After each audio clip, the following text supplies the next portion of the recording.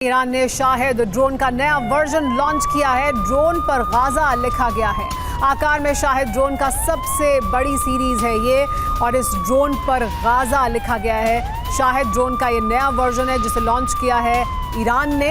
Iran अपनी ताकत और अपनी क्षमता दिखा रहा है, लेकिन साथ ही वो किस ओर खड़ा है। देखिए ये है वो शाहिद ड्रोन जिस पे लिखा गया है। शाहिद ड्रोन का नया वर्जन है ये, जिस पर लिखा गया है गाजा। आकार में शाहिद ड्रोन का ये सबसे बड़ा वर्जन होगा इस सीरीज में। देखिए इस तरह से लिखा गया है गाजा इस शाहिद ड्रोन पर। क्या दुनिया भर के मुसलमान गाजा पहुंचने वाले हैं? क्या हजारों लाखों मुजाहिदीन गाजा पहुंचकर इजराइल के खिलाफ जिहाद की जंग छेड़ने वाले हैं? ये सवाल इसलिए क्योंकि गाजा युद्ध में जिहाद की एंट्री हो गई है। लीग ऑफ मुस्लिम स्कॉलर ने दुनिया भर के मुसलमानों से इजराइल के खिलाफ जिहाद वाली जंग छेड़ने का ऐलान किया है।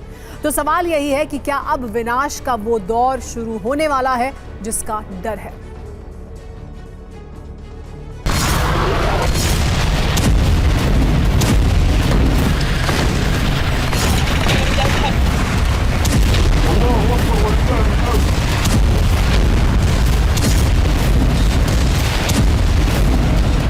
गाजा वॉर में जिहाद की एंट्री हो गई है और इसी के साथ अरब में महाविनाश की कमेंट्री शुरू हो गई है।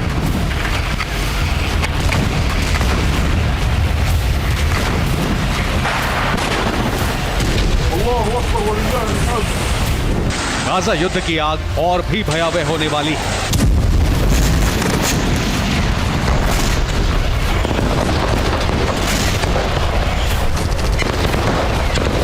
गाजा में जो जिहाद छिड़ने वाला है उसकी आग में कई मुल्क जलने वाले हैं।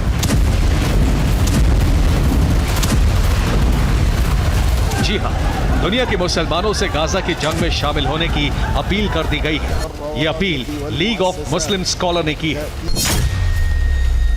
इसने गाजा जंग को जिहाद बताया है। सबसे पहले लीग ऑफ मुस्लिम स्कॉलर का बयान सुनिए। हम दुनिया भर के सभी मुसलमानों से अपील करते हैं कि वो गाजा की जंग में शामिल हों। ये जंग जिहाद की जंग है। फिलिस्तीन को बचाना हम सबकी जिम्मेदारी है।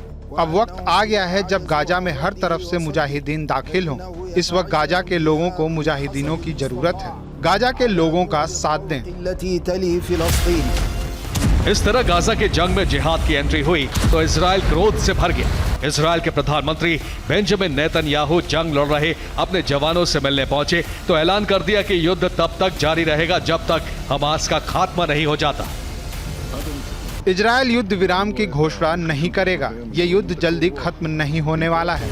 नेतन्याहू ने यह ऐलान किया और इसी के साथ इजरायली सेना के भीषण हमले शुरू हो गए।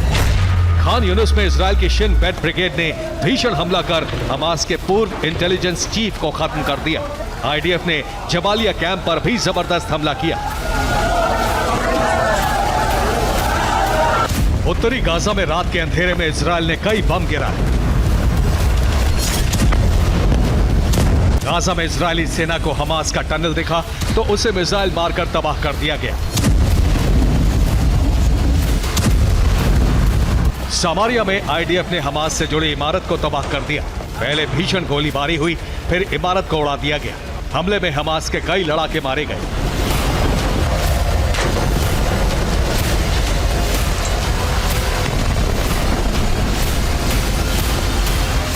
आईडीएफ ने जबरदस्त हमला करते हुए सेंट्रल गाजा के सभी पावर सेंटर पर कब्जा कर लिया।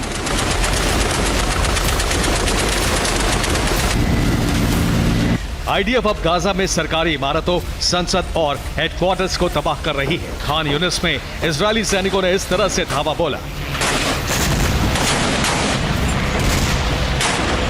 हमास भी मिसाइल और रॉकेट से लगातार पलटवार कर रहा है। इसके साथ ही हमास के लड़ाके गाजा की धरती पर इजराइल से भीषण ग्राउंड जंग भी लड़ रहे हैं।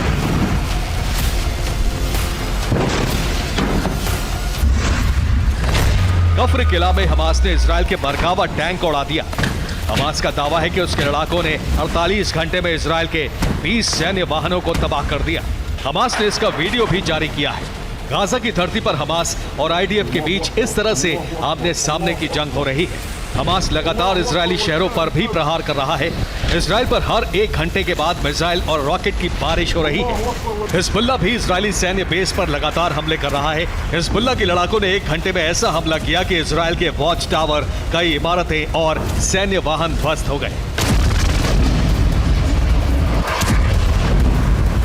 इजरायली सेना लेबनान को भी उसकी भाषा में जवाब दे रही है। हिजबुल्लाह के ठिकानों पर इजरायली आर्टिलरी इस तरह से बारूद की बारिश कर रही है।